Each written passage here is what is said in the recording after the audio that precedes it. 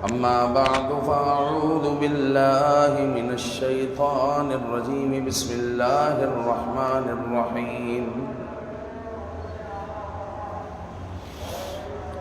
قال الله تعالى في القرآن المجيد والفرقان الحميد: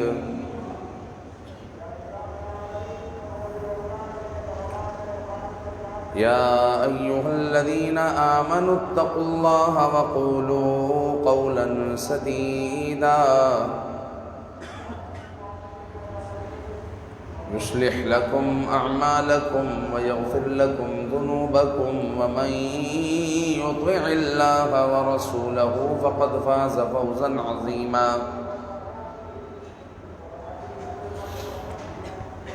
إن الله وملائكته يصلون على النبي يا أيها الذين آمنوا صلوا عليه وسلموا تسليما. مولاي صل وسلم دائما أبدا على حبيبك خير الخلق كلهم محمد سيد الكونين والثقلين والفريقين من عرب ومن عجم. يا ربي بالمصطفى بلغ مقاصدنا واغفر لنا ما مضى يا واسع الكرم. مولاي صل وسلم دائما أبدا على حبيبك خير الخلق كلهم.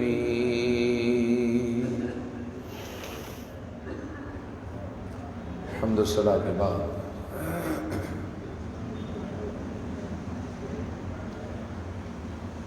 رمضان المبارک کا پہلا جمعہ ہے. اللہ رب العزت ہم سب پر اپنی رحمتوں برکتوں کا نزول فرمائے، ہماری بے حساب مغفرت فرمائے.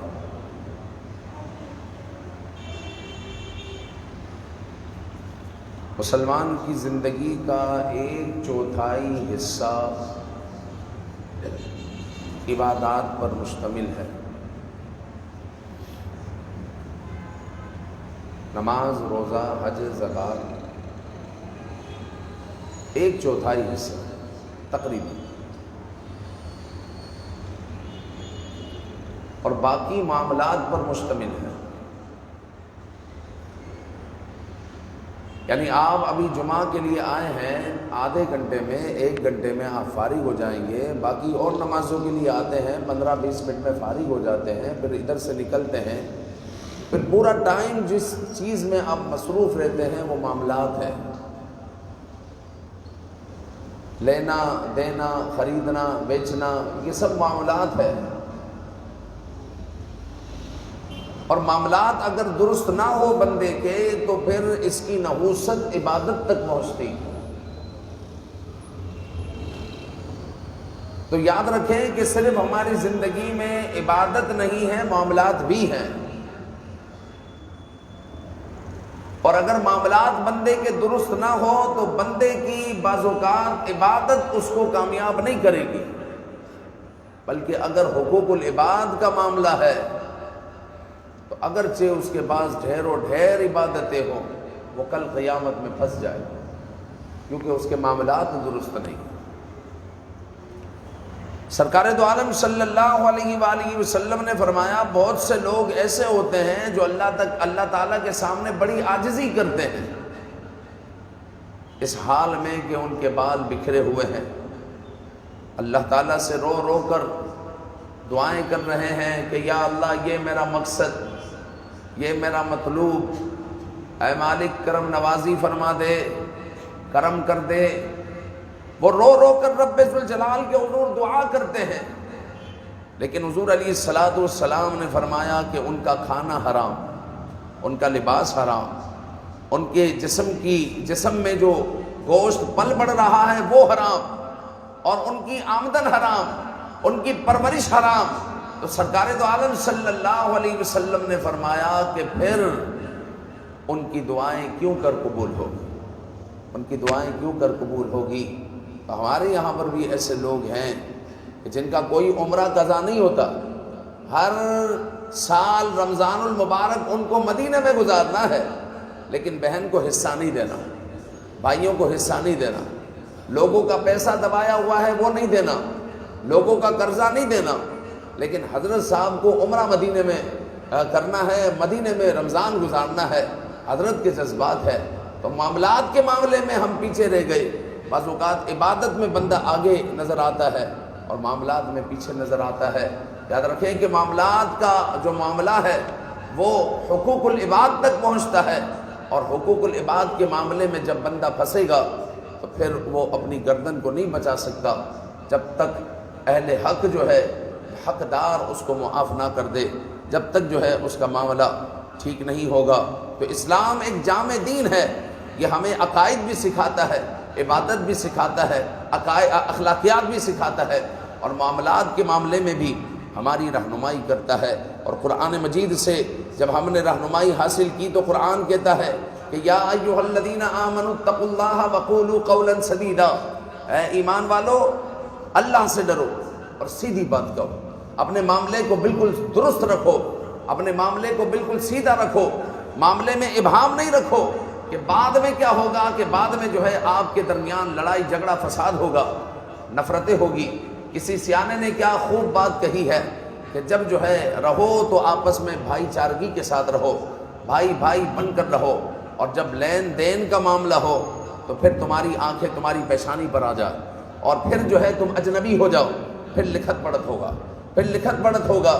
تو جب تک جو ہے رہو گے تو آپس میں بھائی چارے کے ساتھ رہو گے، اور جب جو ہے لین دین کا معاملہ ہو تو پھر جو ہے تم اجنبی بن جاؤ۔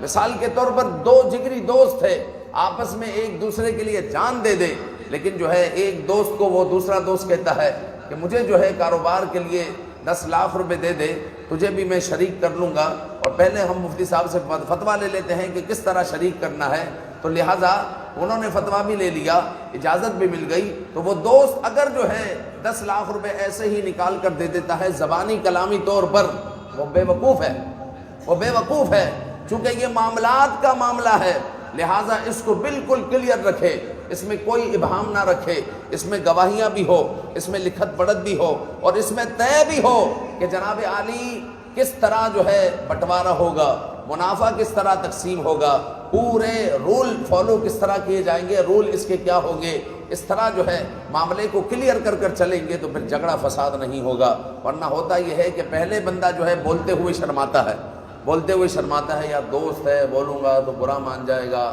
اور جو ہے دل پہ لے لی تو میں کیا کروں گا، اتنے برسوں کی ہماری دوستی ہے، میرا دوست جو ہے لاکھوں میں ایک ہے، اور پھر بعد میں معاملہ اس حد تک پہنچ جاتا ہے کہ ایک دوسرے کا گریبان پکڑ لیں، کیونکہ جھگڑا ہو چکا ہوتا ہے، کیونکہ پہلے معاملے میں ابہام رکھتے ہیں، معاملے میں شکوک و شبہات رکھتے ہیں، اور اب آپس میں جو ہے نفرتیں کر رہے ہیں۔ لہٰذا ابتدا سے جو ہے اپنے معاملے کو درست رکھے۔ سب سے بڑھ کر جو ہے ہمارے یہاں پر جو گھریلو مسائل آتے ہیں وہ یہ ہے کہ عارضی طور پر جو ہے بیٹے کو زمین دے دی، بندے کی جو ہے کسی کی زمینیں تھی، گھر بھی تھا، تو اب جو ہے ایک گھر لیا یا کوئی زمین لی تو کہا کہ میں قانونی پیچیدگیوں میں نہیں پھنسنا چاہتا، لہٰذا یہ گھر جو ہے وکیل کہتا ہے کہ اپنی بیوی کے نام کر لو، اپنے بیٹے کے نام کر لو، تو اس نے جو ہے اپنی بیوی یا بیٹے کے نام کر لیا۔ اب اس کا ہو گیا انتقال، اب بچہ کیا کرتا ہے؟ بچہ کہتا ہے کہ بھائی فائل میرے نام کی ہے، ابا مجھے خود رجسٹرار آفس لے گئے تھے اور میں نے دستخط کیے تھے، اور وہ گھر میرا ہے۔ بھائی بہن کہتے ہیں بھائی کروڑوں کا گھر ہے، تجھے ایسے کیسے دے دے؟ بولا بھائی میرا ہے، جاؤ کسی مفتی سے فتویٰ لو، جاؤ کسی جو ہے عدالت میں جا کر میرے اوپر کیس کرو۔ کیس ہوتا ہے تو بھی اس کے حق میں، مفتی صاحب سے فتویٰ لیں گے تو بھی اس کے حق میں، کیونکہ گواہیاں تو کوئی ہے نہیں اور نام بھی اس کے ہے، لہٰذا فتویٰ یہی آئے گا کہ یہ گھر تمہارا ہے۔ یہ گھر تمہارا ہے، تو باپ کو اس وقت کلیئر کرنا ضروری ہے۔ باپ کلیئر کر دے کہ جناب یہ گھر میں نے اس کے نام کیا ہے، لیکن یہ اس کا مالک نہیں ہے، میں نے اس کو تحفہ نہیں دیا، یہ صرف اس کے نام ہے، اور یہ گھر جو ہے سارے بہن بھائیوں کا ہے۔ اس طرح جو ہے باپ کو کلیئر کر دینا ضروری ہے۔ جب معاملات میں ابہام ہوتا ہے تو پھر کیا ہوتا ہے کہ اولاد میں آپس میں نفرتیں ہوتی ہے، جھگڑے ہوتے ہیں، فساد ہوتا ہے، اور پھر جو ہے یہ ایک دوسرے کی شکل دیکھنا بھی پسند نہیں کرتے۔ اسی طرح اولاد کو کاروبار میں شریک کرنا۔ اب اولاد جو ہے سمجھے کہ 4 بچے ہیں اور چاروں کام کرتے ہیں، ایک بچہ باپ کے ساتھ شریک ہے، باپ کے ساتھ کام کرتا ہے، باقی 3 اپنا کام کر رہے ہیں، انہوں نے تو اپنا کیریئر بنا لیا، لیکن ایک بچہ جو باپ کے ساتھ کام کرتا ہے اس کے معاملات مبہم ہے، ابہام ہے، شکوک و شبہات ہے، اس کی حیثیت کیا ہے؟ آپ سمجھ رہے میری بات؟ ایک باپ ہے وہ کروڑوں کا کام کرتا ہے، ایک بچہ اس کا ساتھ بھی دیتا ہے، لیکن اس بچے کی حیثیت معلوم نہیں، وہ نوکر ہے، وہ مالک ہے، وہ آدھا مالک ہے، وہ شریک ہے، وہ ہے کیا؟ اس کی حیثیت معلوم نہیں ہے۔ وہ آتا ہے تو جو ہے سیٹ کا بیٹا، جتنے چاہے پیسے جب چاہے لے لے، باپ کی طرف سے اجازت ہے، کوئی مسئلے کی بات نہیں ہے، لیکن آج جب باپ کا انتقال ہو جائے گا تو پھر اس کاروبار کا حقدار کون ہوگا؟ سارے بیٹے ہوں گے، سارے بیٹے ہوں گے۔ لہٰذا اپنی زندگی میں اس کو بھی کلیئر کر کر چلیں کہ بعد میں بچوں کے درمیان لڑائی جھگڑا فساد نہ ہو، فساد نہ ہو۔ اس کی حیثیت کو متعین کریں کہ جن 3 بچوں نے اپنا کیریئر بنا لیا ہے، اب ایک بچہ جو ہے وہ آپ کے ساتھ تعاون کر رہا ہے، آپ کے ساتھ کام کر رہا ہے، اس کی شرعی طور پر حیثیت کیا ہے، اور وہ آپ کے ساتھ پارٹنر ہے، یا اس کو آپ کے کاروبار میں سے 33% ملے گا، یا پھر وہ آپ کا نوکر ہے، وہ آپ کا نوکر ہے۔ اس حیثیت کو کلیئر کرنا ضروری ہے، ورنہ بعد میں کیا ہوتا ہے، بعد میں دوسرے بچے فتویٰ لے کر آ جائیں گے، اور فتویٰ بالکل شریعت کے مطابق ہوگا کہ بھائی میرا باپ کام کرتا تھا، باپ کی کروڑوں کی جائیداد ہے، کروڑوں کا مال ہے، لہٰذا اس بابت آپ ہمیں فتویٰ دیں، ہم اتنے بھائی بہن ہیں، والدہ حیات ہے، کس کو کتنا ملے گا، مفتی صاحب فتویٰ بنا کر دے دیں گے، اور وہ بالکل شریعت کے مطابق ہوگا، اور اس کے مطابق یہ تقسیم ہو جائے گا۔ یا پھر یہ ہوگا کہ چونکہ یہ باپ کے ساتھ کام کرتا تھا تو سارے مال کو یہی ہڑپ کر جائے گا، اس پر قابض ہو جائے گا، اس پر قابض ہو جائے گا۔ دونوں صورتوں میں سے ایک صورت ہوگی، اور دونوں صورتیں ایسی ہیں کہ آپس میں یہ نفرت کریں گے، آپس میں نفرت ہوگی۔ لہٰذا اسلام کہتا ہے یا ایھا الذین آمنوا اتقوا اللہ وقولوا قولا سدیدا، اے ایمان والو اللہ سے ڈرو اور سیدھی بات کہو، گول مول بات نہ ہو، سیدھی بات ہو، اپنے معاملات کو بالکل کلیئر کر کر چلو، تاکہ جو ہے کسی کے درمیان بھی، آپ کی اولاد کے درمیان بھی جو ہے کبھی بھی کوئی نفرتیں نہ ہو، کوئی ابہام نہ ہو، اور نفرت کی وجہ سے ایسا نہ ہو کہ یہ ایک دوسرے کا چہرہ دیکھنا بھی پسند نہ کرے۔ اسی طرح بعض اوقات ہوتا یہ ہے کہ اولاد کو کاروبار کے لیے باپ رقم دیتا ہے، اب باپ نے تو سمجھو کہ وہ بچے نے نیا کام شروع کیا تھا، باپ نے جو ہے 50 لاکھ روپیہ نکال کر دے دیا، بچہ کام کر رہے ہو، یہ لو، اب پیسے دے دیے، والد کا چند مہینے کے بعد انتقال ہو گیا، اب جو ہے دوسرے جو بھائی بہن ہیں وہ کہتے ہیں بھائی تمہیں وہ 50 لاکھ روپے دیے تھے، ابا نے پلاٹ خریدنے کے لیے، خریدے ہیں تم نے؟ جی خریدے، تو اس کو تقسیم کرو، اس میں ہمارا حق ہے۔ اب وہ ہو چکے ہیں 2 کروڑ روپے کے، 50 لاکھ کے لیے تھے، 2 کروڑ کے ہو گئے ہیں، اور یہ کہتے ہیں کہ یہ باپ کا پیسہ ہے، تقسیم ہونا چاہیے، یہ باپ کے پلاٹ ہے۔ اب وہ کہتا ہے کہ جناب ابا نے مجھے وہ پیسے دیے تھے، ادھار دیے تھے، کوئی گواہ نہیں ہے، تحفہ دیا تھا، کوئی گواہ نہیں ہے، اور پارٹنر بنے تھے ابا جی، کوئی گواہ نہیں ہے۔ کیوں گواہ نہیں ہے؟ اس لیے کہ اس وقت معاملات کو کلیئر نہیں کیا۔ جب معاملات کو اس وقت کلیئر نہیں کیا اور معاملات کو مبہم رکھا تو پھر کیا ہوا کہ آپس میں بھائی بہن پھر جھگڑتے ہیں، لڑتے ہیں کہ باپ کی جائیداد میں سے ہمارا حصہ نہیں دیا اور یہ کھا کر بیٹھ گیا۔ لہٰذا باپ اگر اس طرح کبھی مال دے تو کلیئر کر دے کہ یہ میں بطور قرض کے دے رہا ہوں، یا بیٹا یہ تم اس سے کاروبار کرو گے، پلاٹ خریدو گے، آدھا پروفٹ میرا ہوگا، پیسہ بھی میرا ہے آدھا پروفٹ بھی میرا ہوگا. یا پھر باپ کہتے ہیں کہ جناب عالی آپ نیا نیا کام شروع کر رہے ہیں، یہ پیسہ میری طرف سے آپ کو تحفہ ہے، آپ یہ رکھ لو. اب کیا ہو گیا؟ یہ بات کلیئر ہو گئی. اب اولاد میں نفرت نہیں ہو، اولاد میں نفرت نہیں ہوگی. اولاد میں نفرت کس صورت میں ہوتی ہے؟ اس صورت میں ہوتی ہے کہ جب جو ہے معاملہ مبہم ہوتا ہے، ابہام ہوتا ہے، اور اس معاملات کے مبہم ہونے کی وجہ سے اولاد میں اتنی نفرتیں ہو رہی ہے کہ کورٹ میں ہر کوئی نہیں جاتا، لیکن کورٹ میں اتنے کیسز دائر ہے کہ آپ دنگ رہ جائیں کہ بھائی نے بہن پر اور بہن نے بھائی پر کیس کیا ہوا ہے کہ اس نے میرا مال کھایا ہوا ہے. کوئی ایک دوسرے کی شکل دیکھنے کے لیے تیار نہیں ہے، صرف اس وجہ سے کہ معاملات مبہم تھے، معاملات میں شک و شبہات تھے. باپ جو ہے معاملات کو کلیئر کر نہیں گئے، تو اب ہوا یہ ہے کہ اولاد میں آپس میں نفرتیں ہو گئی ہیں. تو والد کو چاہیے کہ اپنے معاملات اگر جس میں ابہام ہے اس معاملات کو کلیئر کر جائے، تاکہ اولاد میں جو ہے آپس میں نفرت نہ ہو. اسی طرح جو ہے ایک مسئلہ ہمارے پاس یہ آتا ہے کہ خریدی ہوئی ایک بچہ ہے جو بیرونی ملک رہتا ہے، وہاں سے کما کر بھیج رہا ہے. باپ یہاں پر دوسرے بھائیوں کا گھر بھی بنا رہا ہے، دکانیں بھی بنا لی، کاروبار بھی کر لیا. اب جب وہ آتا ہے تو پائی کا محتاج ہے، پیسہ ہی نہیں. ہمارے پاس ایک مسئلہ آیا کہ 35 سال تک ایک بندہ سعودیہ میں رہا، اس نے خوب کمایا، کما کر یہاں پر بھیجا. بھائی سارے جو ہے سیٹ ہو گئے، گھر کے معاملات ٹھیک ہو گئے.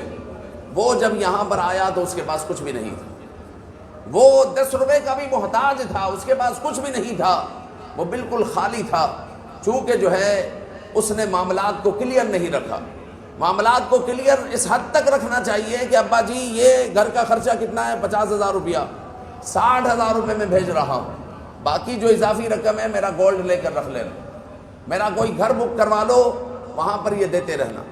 معاملہ بالکل کلیئر ہونا چاہیے. بعد میں نفرت ہو، بعد میں آدمی جو ہے تلخ لہجے میں بات کرے، بعد میں منہ ماری ہو، بعد میں جھگڑا ہو، اس سے پہلے ہے کہ پہلے ہی کڑوی بات کر لے، پہلے ہی آدمی جو ہے اپنے معاملات کو کلیئر کر لے. تو یہ مسئلہ بھی جو ہے کئی مرتبہ آیا ہے کہ بیرون ملک ایک بندہ رہتا ہے اور جو ہے کما کر باپ کو بھیجتا رہا، اور باپ نے یہاں پر پلاٹ بھی خرید لیے، گھر بھی خرید لیا. اب وہ جب آتا ہے تو اس کے نام پر کچھ بھی نہیں ہے، اس کے نام پر کچھ بھی نہیں ہے. اب جب جو ہے باپ کا انتقال ہوتا ہے تو مفتی صاحب کے پاس جو فیصلہ ہوتا ہے وہ شریعت کے مطابق ہوگا، کیونکہ ساری جائیداد باپ کے نام پر ہے، تو وہ تقسیم بھی شریعت کے مطابق ہوگی. اور یہ بچہ دعوے دار ہوتا ہے کہ میرے بھائیوں نے تو کچھ کمایا ہی نہیں، یہ تو سب میرا ہے، یہ تو میرے پیسوں سے بنا ہے، لہٰذا اب اس کا کوئی دعویٰ نہیں چلے گا، اس کا کوئی دعویٰ نہیں چلے گا. وہ شریعت کے مطابق تقسیم ہوگا، شریعت کے مطابق تقسیم ہوگا. پھر ہوتا ہے اس میں لڑائی جھگڑا فساد. اسی طرح جو ہے گھر کا سربراہ بعض اوقات اپنے بچے کو کہتا ہے کہ اپنی بیوی کے زیور کو بیچو، کاروبار بڑھانا ہے، لاہور سے اپنے کو کام شروع کرنا ہے، لہٰذا بیوی کے زیور کو بیچو، کچھ پیسہ لے کر آؤ تو ہم یہاں سے کام شروع کریں، پروفٹ اچھا ہے. اب بیوی کے زیور کو بیچ کر کاروبار میں پیسہ لگا لیا، کاروبار چل دیا، کئی سال گزر گئے. اب زوجہ نے کہا کہ بھائی میرا زیور دے دو، باپ کا انتقال ہو چکا ہے. اب اس کا بیٹا کہتا ہے بڑے بھائی سے کہ بھائی میں نے اپنی بیوی کا زیور بیچا تھا، 5 تولہ زیور بیچا تھا، اور جو ہے مجھے جو ہے سونا چاہیے. تو بڑا بھائی کہتا ہے کہ بھائی تو نے اس وقت تو 50,000 روپے تولہ سونا تھا، 5 تولہ بیچا تھا، 2.5 لاکھ روپے بنے تھے، 2.5 لاکھ روپے لے سائڈ پر ہٹیا اور اپنے پیسے پکڑ، اور جو ہے آپ اپنی زوجہ کو اپنے پیسے دے دیں. تو اس کا بھائی کہتا ہے کہ جناب اس وقت 2.5 لاکھ کا تھا، اس وقت تو وہ 15 لاکھ روپے کا ہے. لیکن پھر جو ہے وہ دینے کے لیے تیار نہیں ہوتا، اور پھر کیا ہوتا ہے؟ جھگڑا ہوتا ہے، فساد ہوتا ہے. اور یہ فساد کس وقت ہوتا ہے؟ جب ابتدا سے معاملہ کلیئر نہیں تھا. ابتدا سے معاملات کلیئر ہونے چاہیے کہ جناب ہم سونا دے رہے ہیں تو سونا لیں گے، سونا دے رہے ہیں تو سونا لیں گے.